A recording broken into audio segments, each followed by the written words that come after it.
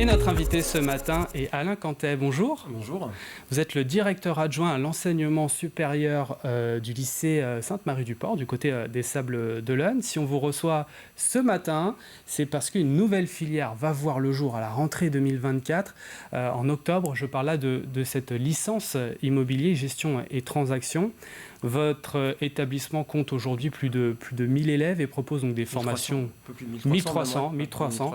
Et vous proposez des filières technologiques générales, de l'enseignement supérieur avec deux BTS. Ouais. Pourquoi une licence immobilier ? Comment ça s'est fait ? En fait, c'était un projet qui date de plusieurs années et qui était une logique, puisqu'on a le BTS profession immobilière au lycée depuis plus de 25 ans maintenant. Et c'était logique de dire effectivement qu'on puisse proposer à nos étudiants une poursuite d'études en 3 ans.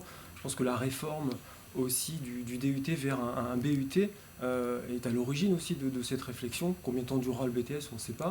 En tout cas, l'idée d'avoir un format en 3 ans, qui est le format européen classique, faisait partie de notre projet. Et donc logique de dire pour nos BTS profession immobilière, leur permettre d'aller vers une licence toujours dans le domaine de l'immobilier. Donc c'est ça l'origine du projet. On le fait avec un partenaire qui est le CNAM ICH pour être précis. Alors, on m'informe là dans l'oreillette qu'il faut peut-être vous rapprocher un petit peu plus du micro, plus, voilà, okay, excusez-moi. Un petit peu plus pour qu'on vous entende mieux. Alors l'immobilier, c'est vaste, le monde de l'immobilier est vaste. Quel métier concrètement on peut retrouver ? Alors on est vraiment sur le métier d'agent immobilier et en fait avec différentes choses possibles. La première, c'est le métier de la transaction, qui sont assez connus avec des émissions de télé connues autour de ça. Mais il y a d'autres métiers un peu moins connus dans le domaine de la gestion, notamment la gestion locative. Alors, quand on est sur le littoral comme au Sables d'Olonne, il y a même la gestion locative saisonnière, qui est un métier aussi à part entière et important. Et puis l'activité de syndic. Sur les copropriétés. Donc en fait l'idée de notre BTS et donc ensuite de notre licence, c'est de former des professionnels à l'ensemble de ces métiers. Et pas simplement à un secteur, mais bien à l'ensemble, cette polyvalence complète. Et cette création est partie de quel constat ? Est-ce que vous avez constaté qu'il y avait une pénurie de professionnels il y a une pénurie quand même de professionnels. Alors même si actuellement, on va dire dans le domaine de la transaction, on regarde la conjoncture, c'est un petit peu plus compliqué pour la partie transaction, mais il n'en demeure pas moins que sur la partie gestion, il y a des vrais besoins. Et puis les professionnels de l'immobilier ont besoin en général de professionnels compétents, formés. Et en fait, la licence s'inscrit aussi dans cette logique. C'était quelque chose qui était en réflexion depuis un moment ? Ça fait plusieurs années en fait qu'on travaille sur ce projet. On a bien mis 2 ans effectivement à mettre en place cette licence. Il faut savoir qu'un lycée ne peut pas mettre en place sa licence tout seul. Il est obligé effectivement d'avoir un partenaire avec des enseignants-chercheurs. Et donc on a fait un choix de s'associer avec le CNAM ICH. Le CNAM ICH, c'est la branche... le CNAM, je pense que vous connaissez effectivement. ICH, c'est pour l'Institut de la construction et de l'habitation. Et c'est vraiment... ils sont spécialisés dans le domaine effectivement de l'immobilier et donc c'est un partenaire de choix. Et puis on souhaitait vraiment que pour nos étudiants, on puisse avoir effectivement quelque chose qui vient compléter la formation sur l'intégralité des métiers. Donc on est plutôt satisfait effectivement de ce partenariat. Et donc l'objectif c'est d'acquérir donc du coup des compétences juridiques, économiques, techniques nécessaires pour la pratique de l'activité. Ouais, voilà, c'est ça, mais pour l'ensemble des métiers. La formation se déroule sur combien de temps ? On est sur une formation sur 1 an. Sur 1 an. Sur 1 an, et donc on est sur une formation en alternance, parce que ça nous paraît important aujourd'hui, c'est-à-dire qu'ils puissent acquérir effectivement en centre de formation les compléments d'information qui sont nécessaires, mais qu'ils puissent aussi mettre en pratique, et donc effectivement faciliter leur insertion professionnelle au terme de cette année. C'est ça qui a décidé en fait le choix entre l'alternance et... Oui, alors ça fait déjà 4 ans en fait qu'on met en place l'alternance au niveau du BTS profession immobilière en 2e année. Alors seulement en 2e année parce que ça requiert quand même des compétences techniques, vous l'avez dit, juridiques notamment, qui sont importantes. Et donc on propose à nos étudiants de 2e année de pouvoir le faire en apprentissage. Et donc dans cette continuité, il était logique d'aller sur de l'alternance, et puis c'est quelque chose d'intéressant, j'allais dire, pour le jeune, puisqu'il va acquérir un diplôme, un niveau 6 en l'occurrence pour la licence, mais en même temps mettre en pratique sur le terrain. Et donc je pense que la conjugaison des deux en fait une formation plus qu'intéressante.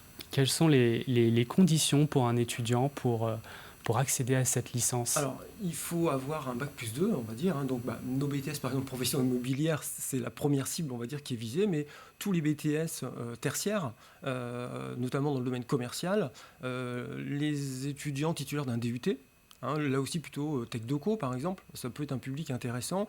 Et puis tous les étudiants qui sont dans le cursus licence droit économie gestion et qui auront validé leur L2 peuvent effectivement décider de se spécialiser vers le monde de l'immobilier avec cette licence. Donc ça y est, j'ai ma licence.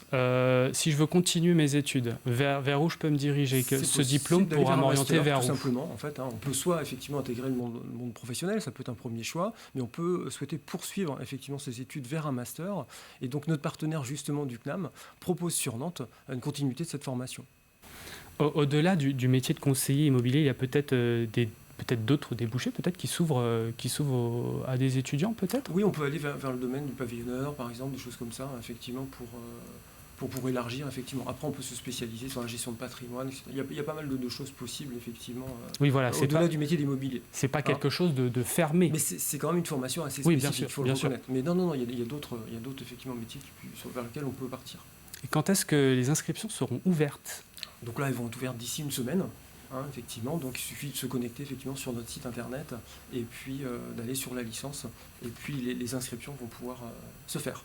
Selon vous, quelles sont les qualités que doit avoir une personne qui travaille dans l'immobilier? Moi, il faut, je pense, avoir déjà le sens du relationnel, puisqu'on est sur un métier de relation. Ça, c'est l'élément, j'ai envie de dire, primordial. Et quel que soit le métier, c'est-à-dire qu'on soit effectivement plutôt dans le domaine de la transaction ou de la gestion, on est dans un rapport à l'autre. Et donc, oui, je veux dire, la qualité essentielle. Après, il faut des gens quand même qui ont une certaine rigueur, puisque c'est un métier qui requiert des compétences importantes au niveau juridique. Donc, cette rigueur est un élément important. Donc, ces deux qualités me semblent primordiales. L'actualité de votre établissement, c'est aussi ces portes ouvertes là que vous organisez prochainement. Donc c'est pour c'est pour les études supérieures. Ouais, donc à partir du BTS le 3 février. Ouais, parce que le lycée, effectivement, sur les Sables, il y a deux sites. En fait, il y a le site principal du lycée, et puis nous, on est plutôt effectivement dans le centre des Sables, dans les locaux d'ancienne sous-préfecture, très beaux locaux au passage sur les Sables. Et donc, on a notre porte ouverte donc le samedi 3 février, de 9h à 16h30. Donc là, il suffit de s'inscrire en fait sur notre site et puis de pouvoir venir nous rencontrer, de profiter accessoirement de la ville des Sables après. Et ce sera également peut-être l'occasion d'en apprendre plus sur cette nouvelle formation. Oui, voilà, c'est ça. On va pouvoir effectivement discuter effectivement et puis présenter de manière un peu plus détaillée le contenu de cette formation. Comment on fait pour avoir un petit peu plus d'informations sur la nouvelle formation et sur l'établissement, sur l'actualité de votre établissement? Ouais, déjà les portes ouvertes, vous avez dit, c'est un premier déjà, passage c'est un premier pour pas. Nous. Le site internet, c'est le deuxième volet. Et puis sur le reste de l'établissement, là les portes ouvertes sont non pas le samedi 3, mais le vendredi et samedi 16 et 17 février. Donc là aussi inscription sur le site internet et puis vous aurez l'occasion de voir en allant sur notre site qu'effectivement on lance une nouvelle formation également, une mention complémentaire en cybersécurité qui vient compléter un petit peu une formation dans les systèmes numériques. Et bien voilà, vous avez toutes les informations. Je rappelle que vous êtes le directeur adjoint à l'enseignement supérieur au lycée Sainte-Marie-du-Port du côté des Sables d'Olonne. Merci Alain Cantet d'être venu sur le plateau de la matinale. Merci à vous.